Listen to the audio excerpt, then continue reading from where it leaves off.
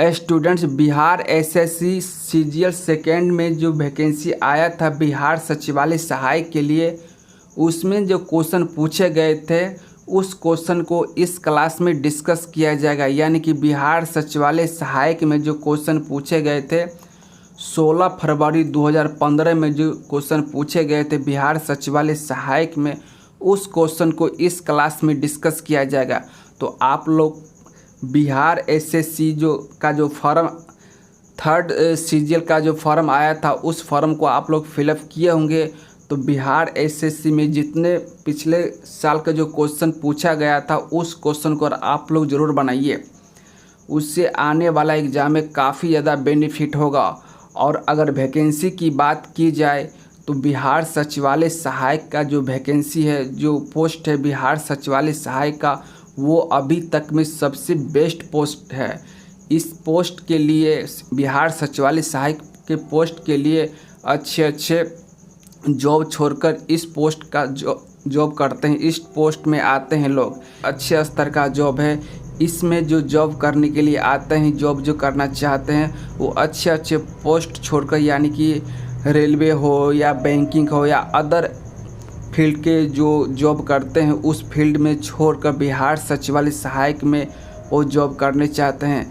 इसलिए वो करना चाहते हैं जॉब इस फील्ड में, क्योंकि ये इसमें जो पोस्ट तो ऑफिसर ग्रेड का पोस्ट मिलता है, इसमें पैसे भी अच्छे खासे मिलते हैं और फैसिलिटी बहुत अच्छे दिया जाता है।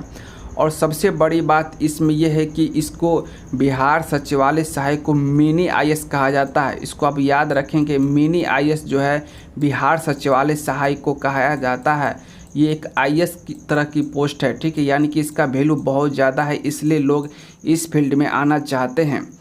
तो आप लोग अगर बिहार सचिवालय सहायक का जो फॉर्म फिलअप कर दिए होंगे, थर्ड लेवल का जो आया था सीजीएल थर्ड का जो वैकेंसी आया था, आप लोग फॉर्म फिलअप कर दिए होंगे, तो इसके लिए तैयारी आपको गंभीर रूप से करना पड़ेगा। यानी कि अच्छी तरह से आपको इस एग्ज़ाम को तैयारी करना पड़ेगा, क्योंकि इस एग्ज़ाम में जो लड़के बैठेंगे, स्टूडेंट बैठेंगे, जो कम्पिटिटिव बैठेंगे, वो अच्छे खासे पढ़े लिखे और अच्छे खासे कम्पिटिटिव एग्ज़ाम का तैयारी करने वाले ही लड़के बैठेंगे।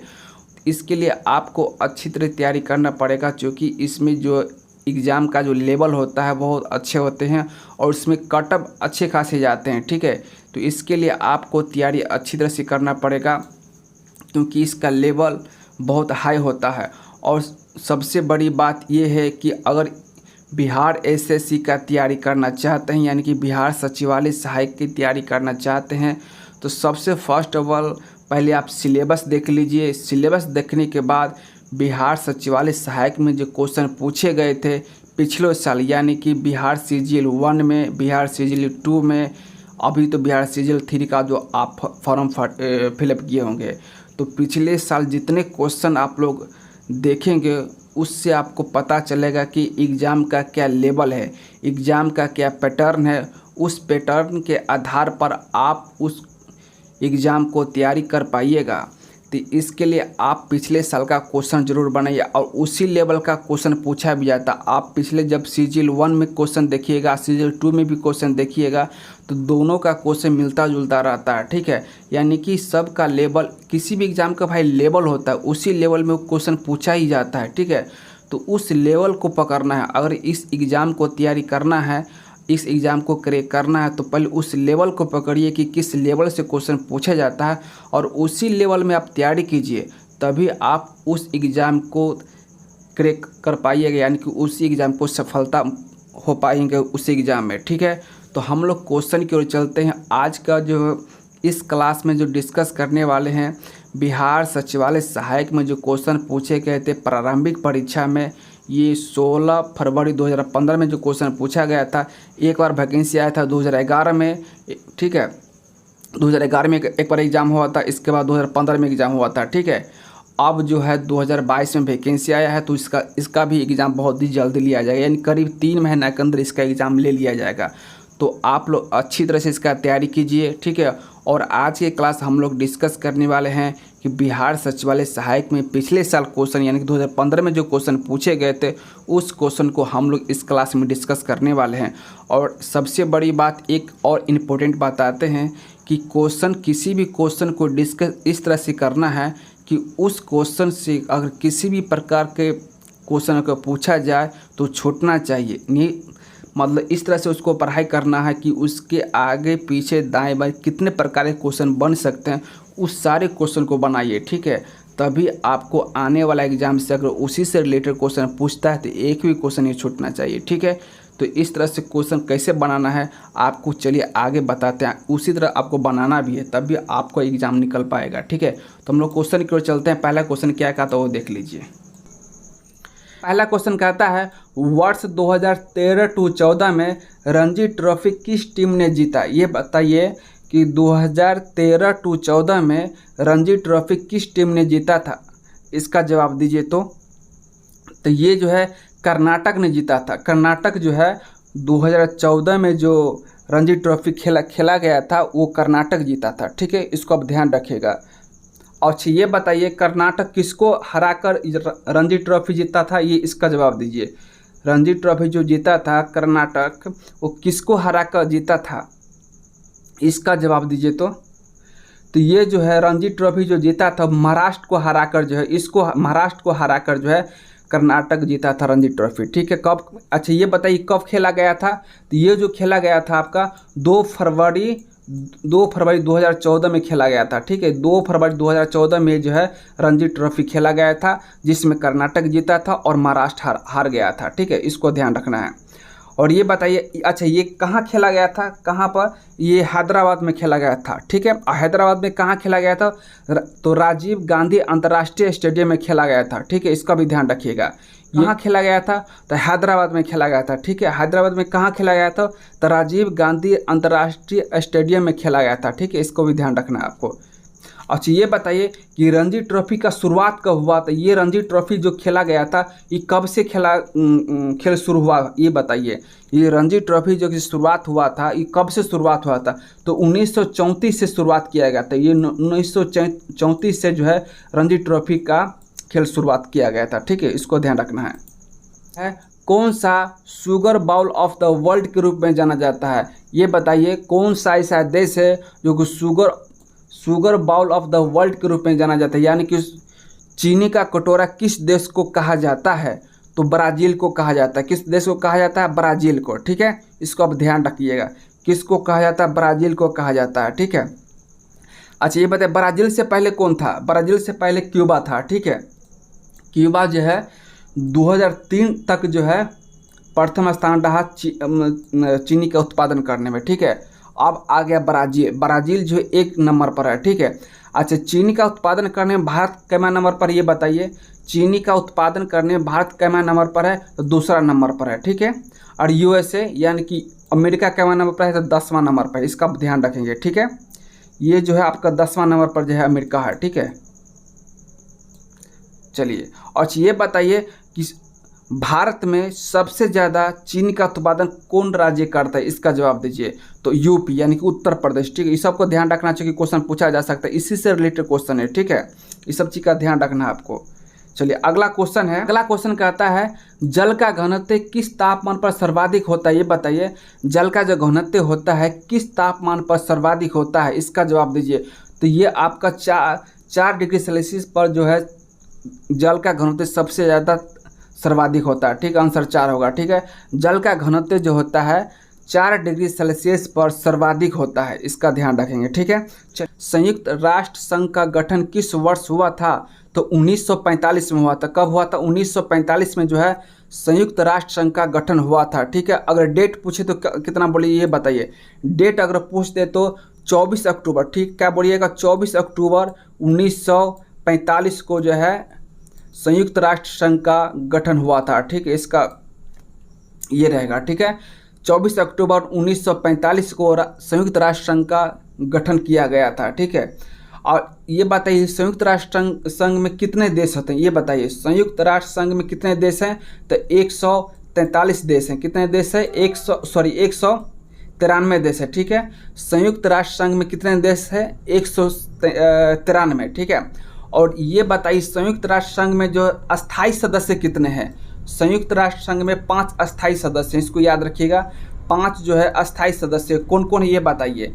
संयुक्त राष्ट्र संघ में कितने देश अस्थाई हैं? 5 देश। 5 देश में कौन कौन अस्थाई ये बताइए।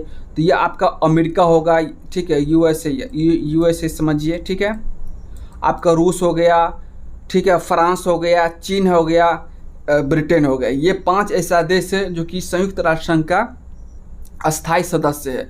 और 10 अस्थाई सदस्य होते हैं, ठीक है, 10 अस्थाई सदस्य होते हैं जो कि भारत भी है, ठीक है। चलिए अगला क्वेश्चन है, क्वेश्चन नंबर 5 क्या कहता है वो देख लीजिए। क्वेश्चन नंबर 5 क्या कहता है वो देखना है आपको।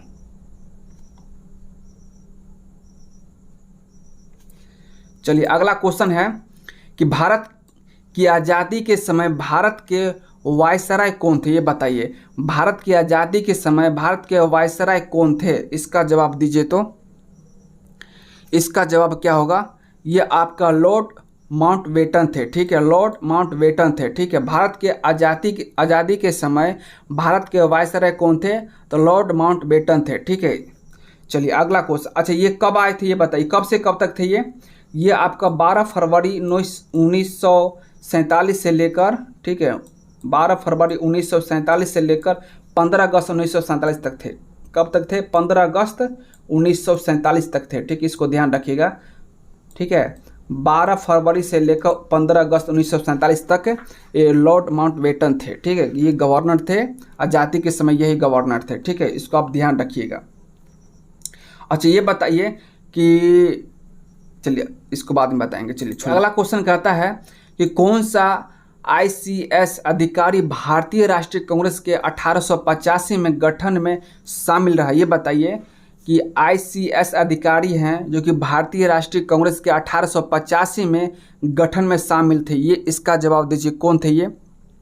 तो वो कौन थे, तो ए.ओ. ह्यूम थे। कौन थे? ए.ओ. ह्यूम, ठीक है, इसका जवाब कौन होगा, ए.ओ. ह्यूम। अच्छा ए.ओ. ह्यूम जो है आईसीएस अधिकारी भारतीय राष्ट्रीय कांग्रेस के 1885 में जो है गठन में शामिल थे, ठीक है, इसका यही जवाब होगा, ठीक है।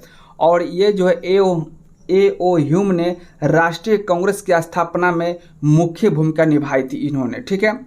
अच्छा ये बताइए कि ए.ओ. ह्यूम को भारतीय राष्ट्रीय कांग्रेस का पिता भी कहा जाता है, ठीक है, इसका भी ध्यान रखिएगा। ए.ओ. ह्यूम को जो है ये जो है इनको भारतीय राष्ट्रीय कांग्रेस का पिता भी कहा जाता है इसको, ठीक है। ए.ओ. ह्यूम को जो है भारतीय राष्ट्रीय कांग्रेस का पिता भी कहा जाता है, ठीक है, इसका ध्यान रखना है। चलिए अगला क्वेश्चन है, क्वेश्चन नंबर 7 क्या कहता है वो देख लीजिए। क्वेश्चन नंबर 7 कहता है कि म्यांमार की नई राजधानी कौन है, ये बताइए। म्यांमार की नई राजधानी कौन है? 7 नंबर क्वेश्चन देख लीजिए। म्यांमार की नई राजधानी कौन है? तो ये आपका होगा नेपिदाव। कौन है? नेपिदाव, ठीक है, कौन है? नेपिदाव। और नेपिदाव को जो कब राजधानी बनाया गया था? 2006 में। कब बनाया गया? 2006 में, ठीक, इसको ध्यान रखना, कब बनाया गया? 2006 में बनाया गया, ठीक है। चलिए अगला क्वेश्चन है, अच्छा ये म्यांमार मतलब समझे, बर्मा देश की बात हो रही है, ठीक है, बर्मा देश की। चलिए अगला क्वेश्चन है, क्वेश्चन नंबर 8 क्या कहता है वो देख लीजिए। क्वेश्चन नंबर 8 कहता है कि तमस उपन्यास के लेखक कौन थे, ये बताइए। तमस जो है इस उपन्यास के लेखक कौन थे, इसका जवाब दीजिए। तो ये जो थे भीष्म साहनी थे। कौन थे? भीष्म साहनी, ठीक है। तमस उपन्यास के लेखक कौन थे? भीष्म साहनी थे, ठीक है। अच्छा भीष्म साहनी को तमस उपन्यास के लिए 1975 में साहित्य अकादमी पुरस्कार से भी सम्मानित किया गया था, इसको भी ध्यान रखना है। इनको 1975 में जो है 1975 में जो है किस अकादमी पुरस्कार से सम्मानित किया गया? तो साहित्य अकादमी पुरस्कार से सम्मानित किया गया था। कब सम्मानित किया गया था? 1975 में, ठीक है। और तमस का मतलब क्या होता है? तमस का मतलब होता है अंधकार, ठीक है, इसको आप ध्यान रखेंगे। देखिए अगला क्वेश्चन है, आंग सान सू की जो NLD की नेत्री है किस देश से संबंध रखती है, इसका जवाब दीजिए। तो ये म्यांमार से संबंध रखती है, ठीक है, म्यांमार यानी कि बर्मा देश से संबंध रखती है, ठीक है। और ये जो है ये आपको आंग सान सू की बर्मा देश से नेशनल लीग फॉर डेमोक्रेसी का अध्यक्ष भी है, ठीक है। ये कौन किसका अध्यक्ष है? तो ये जो है आपका नेशनल लीग फॉर डेमोक्रेसी का अध्यक्ष भी ये है। कौन है? आंग सान सू, ठीक है। चलिए अगला क्वेश्चन है, क्वेश्चन नंबर 10 क्या कहता है वो देख लीजिए। क्वेश्चन नंबर 10 कहता है आपके सामने, क्वेश्चन नंबर 10 क्या कहता है, भारतीय आज़ादी के समय इंग्लैंड के प्रधानमंत्री कौन थे, ये बताइए। भारतीय आज़ादी के समय जो इंग्लैंड के प्रधानमंत्री कौन थे, इसका जवाब दीजिए। तो ये जो था आपको क्लीमेंट एटली थे। कौन थे? क्लीमेंट एटली। यानी भारत की आज़ादी के समय जो है इंग्लैंड के प्रधानमंत्री कौन थे? प्रधानमंत्री कौन थे? क्लीमेंट एटली थे, ठीक है। और भारत के आज़ादी के समय जो है भारत के वायसराय कौन थे, इसका जवाब दीजिए। तो अभी थोड़ा देर पहले आपको बताए हैं। देखिए इस इंपॉर्टेंट क्वेश्चन, इसलिए मतलब इस सबको थोड़ा ध्यान रखा कीजिए, ठीक है। इस काफ़ी इंपॉर्टेंट क्वेश्चन होते हैं। तो ये बताइए भारत के आज़ादी के समय भारत का वायसराय कौन थे? तो इसका जवाब होगा लॉर्ड माउंटबेटन थे। कौन थे? लॉर्ड माउंटबेटन, ठीक है। और आप अगर पूछ दे इंग्लैंड के प्रधानमंत्री कौन थे जिस समय भारत आज़ाद हुआ था, तो क्लीमेंट एटली थे। कौन थे? क्लीमेंट एटली। और आपका वायसराय कौन थे? माउंटबेटन थे, ठीक है, लॉर्ड माउंटबेटन थे। चलिए अगला क्वेश्चन है नंबर 11 क्या का, तो वो देख लीजिए। भारतीय रिजर्व बैंक के वर्तमान गवर्नर कौन थे, ये बताइए। भारतीय रिजर्व बैंक के वर्तमान गवर्नर कौन थे? ये 2015 की बात हो रही, क्योंकि 2015 में ये एग्ज़ाम हुआ था, ठीक है। 2015 की बात हो रही है क्योंकि 2015 में एग्ज़ाम हुआ था, ठीक है। 2015 में जो है भारतीय रिजर्व बैंक के वर्तमान गवर्नर कौन थे, ये इसका जवाब दीजिए। तो रघु राम राजन थे। कौन थे? रघु राम राजन, ठीक है। रघु राम राजन जो कैमा गवर्नर थे, तो 23वें गवर्नर थे, इसका ध्यान रखना है, ठीक है। और अभी चल रहा है 2022, तो 2022 में जो भारतीय रिजर्व बैंक का गवर्नर कौन थे, ये बताइए। 2022 में जो है भारतीय रिजर्व बैंक का गवर्नर कौन है अभी तत्काल? तो ये गवर्नर जो है शक्तिकांत दास है। कौन है? भारतीय रिजर्व बैंक का गवर्नर कौन थे? शक्तिकांत दास है, ठीक है। और कैमा है? तो 25वां है, इसका भी ध्यान रखना है, ठीक है। शक्तिकांत दास जो है 25वें भारतीय रिजर्व बैंक के गवर्नर हैं। अभी भी 2022 की बात हो रही है। 2022 में जो है 2022 में भारतीय रिजर्व बैंक के गवर्नर कौन है? शक्तिकांत दास, ठीक है, इसका ध्यान रखना है। चलिए भारत के राष्ट्रीय महिला आयोग की वर्तमान अध्यक्ष कौन है, ये बताइए। भारत के राष्ट्रीय महिला आयोग की वर्तमान अध्यक्ष कौन है? ये भी उस समय करंट अफेयर था, यानी कि 2015 में ये क्वेश्चन पूछा गया था, तो ये 2015 के बताएंगे, ठीक है। ये क्वेश्चन 2015 में क्वेश्चन पूछा गया था, बिहार सचिवालय सहायक में 2015 के एग्जाम में क्वेश्चन पूछा गया था, उस समय का एक करंट अफेयर था, ठीक है। तो भारत के राष्ट्रीय महिला आयोग के वर्तमान अध्यक्ष कौन है 2015 में, ये बताइए। तो ये जो थे आपका 2015 में जो थे भारत के राष्ट्रीय महिला आयोग, वर्तमान में 2015 में ललित कुमार थे। कौन थे? ललित कुमार, जो कि इसमें ऑप्शन में नहीं दिया हुआ है, यानी कि ऑप्शन में नहीं दिया हुआ है तो सभी कैंडिडेट को 4 नंबर प्लस में दिया जाएगा। ये आंसर इस क्वेश्चन को स्टार क्वेश्चन कहा जाता है, ठीक है। और उस जिस चीज़ का जवाब पूछ रहा है, यानी क्वेश्चन में जिस चीज़ पूछ रहा है, अगर वो आंसर नहीं दिया हुआ है तो उसमें जो है 4 नंबर सभी कैंडिडेट को दिया जाता है, ठीक है। तो उस समय जो है भारत के राष्ट्रीय महिला आयोग के वर्तमान अध्यक्ष जो थे ललिता कुमार थे। कौन थे? ललिता कुमार, ठीक है, 2015 में। और अभी बताइए 2022 में जो है भारत के राष्ट्रीय महिला आयोग के वर्तमान अध्यक्ष कौन है, ये बताइए। 2022 में जो है भारत के राष्ट्रीय महिला आयोग के वर्तमान अध्यक्ष कौन है, इसका जवाब दीजिए। तो रेखा शर्मा है। कौन है? रेखा शर्मा, इसको आपको ध्यान रखना पड़ेगा, ठीक है। इस टाइप क्वेश्चन पूछा जा सकता है, रेखा शर्मा, ठीक है। चलिए अगला क्वेश्चन है, क्वेश्चन नंबर 13 क्या कहता है वो देख लीजिए। क्वेश्चन नंबर 13 क्या कहता है? क्वेश्चन नंबर 13 कहता है कि भारत और चीन के बीच पंचशील समझौता कब हुआ था, ये बताइए। भारत और चीन के बीच पंचशील समझौता कब हुआ था, इसका जवाब दीजिए। तो ये जो हुआ था आपका 1954 ईस्वी में हुआ था। कब हुआ था? 1954 ईस्वी में हुआ था, ठीक है। चलिए अगला क्वेश्चन है, क्वेश्चन नंबर 14 क्या है तो वो देख लीजिए। क्वेश्चन नंबर 14 कहता है भारत में हरित क्रांति का जनक कौन थे, ये बताइए। ये क्वेश्चन काफ़ी इंपॉर्टेंट है और इस क्वेश्चन को हमेशा ध्यान रखिएगा। ये क्वेश्चन बार बार पूछा जाता है, पिछले बार भी क्वेश्चन पूछा गया था। अगर इससे पीछे वाला क्वेश्चन आप नहीं देखे हैं तो आप पिछले वाला वीडियो में जाकर आप देख सकते हैं। ये 2011 में जो क्वेश्चन पूछा गया था बिहार सचिवालय सहायक में, उस सारे क्वेश्चन को पिछले वाला क्लास में डिस्कस कर दिया गया है। आप पिछले वाला क्लास में जाकर देख सकते हैं, ठीक है। तो उसमें ही पूछा गया था हरित क्रांति श्वेत क्रांति के बारे में सारा कुछ दिया गया है, डिस्कस कर दिया गया था, ठीक है। तो अगला क्वेश्चन है, क्वेश्चन नंबर 14 कहता है भारत में हरित क्रांति के जनक कौन थे, ये बताइए। भारत में हरित क्रांति के जनक कौन थे, इसका जवाब दीजिए। तो MS स्वामीनाथन थे। कौन थे? MS स्वामीनाथन, ठीक है। चलिए अगला क्वेश्चन, अच्छा इसके बारे में थोड़ा और बताए थे जो कि काफ़ी इंपॉर्टेंट क्वेश्चन होते हैं, ठीक है।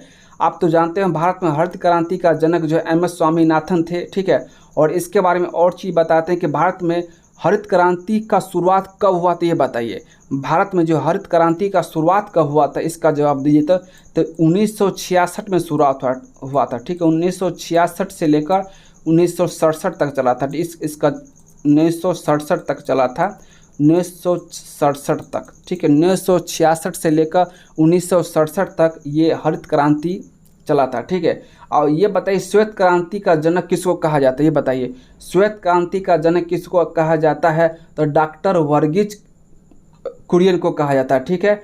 डॉक्टर वर्गीज कुरियन को श्वेत क्रांति का जनक माना जाता है, ठीक है।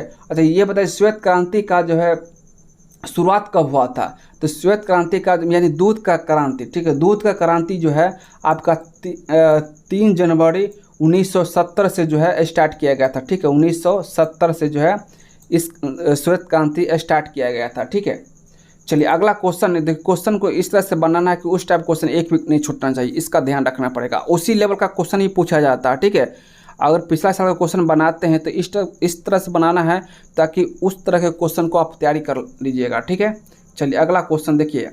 अगला क्वेश्चन कहता है, क्वेश्चन नंबर 15 क्या कहता है वो देख लीजिए। पूर्ण स्वराज का संकल्प कांग्रेस के द्वारा कब पारित किया गया था, ये बताइए। पूर्ण स्वराज का संकल्प जो है कांग्रेस के द्वारा कब पारित किया गया था, इसका जवाब दीजिए। तो ये आपका 26 जनवरी 1930 ईस्वी में लाहौर में किया गया था, ठीक है। 26 जनवरी 1930 ईस्वी में लाहौर में किया गया था, ठीक है। चलिए अगला देखिए, इसके बारे में और कुछ बताते हैं। पूर्ण स्वराज संकल्प का कांग्रेस का अध्यक्ष कौन थे, बताइए। पूर्ण स्वराज संकल्प कांग्रेस का अध्यक्ष कौन थे? तो जवाहरलाल नेहरू थे, ठीक है। उनके द्वारा तैयार किया गया था। चलिए अगला क्वेश्चन है, क्वेश्चन नंबर 16 क्या कहता है वो देख लीजिए। क्वेश्चन नंबर 16 क्या कहता है, देखिए अगला क्वेश्चन है। क्वेश्चन नंबर 16 क्या कहता है, महात्मा गांधी और बाबा साहब अम्बेडकर के बीच पुणे संधि कब हुआ था, ये बताइए। महात्मा गांधी और बाबा साहब अम्बेडकर के बीच जो है पुणे संधि कब हुआ था, इसका जवाब दीजिए। तो इसका जवाब दीजिए। ये आपका जो है 1932 ईस्वी में हुआ था। कब हुआ था? 1932 ईस्वी में जो है महात्मा गांधी और बाबा साहब अम्बेडकर के बीच पुणे संधि हुआ था, ठीक है। इसको आपको ध्यान रखना है। और ये अगर डेट में पूछ दिया जाए तो कब होगा डेट? ये 24 सितंबर बोलिएगा, ठीक है। 24 सितंबर 1932 को जो है ये समझौता हुआ था। महात्मा गांधी और बाबा साहब अम्बेडकर के बीच पुणे संधि का जो है 24 सितंबर 1932 में समझौता हुआ था, ठीक है। इसका आप ध्यान रखना है। तो इस संधि में ये हुआ था कि इसके अंतर्गत जो है पुणे संधि के अंतर्गत जो हुआ था हरिजन के लिए विधानमंडलों में सुरक्षित स्थान 71 थे, उसको बढ़ाकर जो है 148 किया गया था, ठीक है। 71 से जो है 148 किया गया था पुणे समझौते में, ठीक है। ये SC/ST के लिए सिर्फ था, ठीक है। चलिए अगला क्वेश्चन है, क्वेश्चन नंबर 17 क्या कहता है वो देख लीजिए। क्वेश्चन नंबर 17 कहता है, गिर का वन शेरों के लिए प्रसिद्ध है, यह किस राज्य में अवस्थित है? ये गिर का वन जो है, ये गिर का वन शेरों के लिए अवस्थित है, वो किस राज्य में अवस्थित है, इसका जवाब दीजिए। ये किस राज्य में अवस्थित है? तो ये आपका जो है ये गुजरात में अवस्थित है, यानी कि गिर का वन जो है कहाँ अवस्थित है? गुजरात में, ठीक है। इसका ध्यान रखना है। अच्छा, गिर का वन जो है राष्ट्रीय उद्यान बाघ सुरक्षित क्षेत्र है जो एशिया का बंबर शेरों के लिए प्रसिद्ध है। किस शेर के लिए प्रसिद्ध है? कभी पूछा जा सकता है। गिर का वन जो है किस शेर के लिए प्रसिद्ध है? तो एशिया के बंबर शेर के लिए प्रसिद्ध है, ठीक है। इसको आप ध्यान रखना पड़ेगा आपको। चलिए अगला क्वेश्चन है, क्वेश्चन नंबर 18 क्या कहता है वो देख लीजिए। क्वेश्चन नंबर 18 कहता है, प्रसिद्ध पेंटर राजा रवि वर्मा किस रियासत से जुड़े थे? ये बताइए, प्रसिद्ध पेंटर जो थे राजा रवि वर्मा किस रियासत से जुड़े थे? इसका जवाब दीजिए। तो ये श्रवणकोर से जुड़े थे। किससे जुड़े थे? श्रवणकोर से जुड़े थे। ठीक है, ये राजा रवि जो वर्मा जो थे भारत के श्रवणकोर रियासत से प्रसिद्ध चित्रकार थे, मतलब बहुत अच्छे खासे थे, मतलब। ठीक है, चलिए अगला क्वेश्चन है, बिहार में बहने वाली 4 नदियों में किसका उद्गम अमरकंटक में है? बताइए, बिहार में बहने वाली 4 नदियों में किसका उद्गम अमरकंटक में है? अमरकंटक में किसका उद्गम है, यानी कि अमरकंटक में उद्गम किसका है? इसका जवाब दीजिए। तो बिहार में बहने वाली 4 नदियां हैं, सोन नदी का उद्गम होता है। ठीक, किसका होता है? सोन नदी का। ठीक है, और सोन, एक चीज़ और हमेशा याद रखिएगा कि गंगा और सोन नदी के संगम स्थल को सोनपुर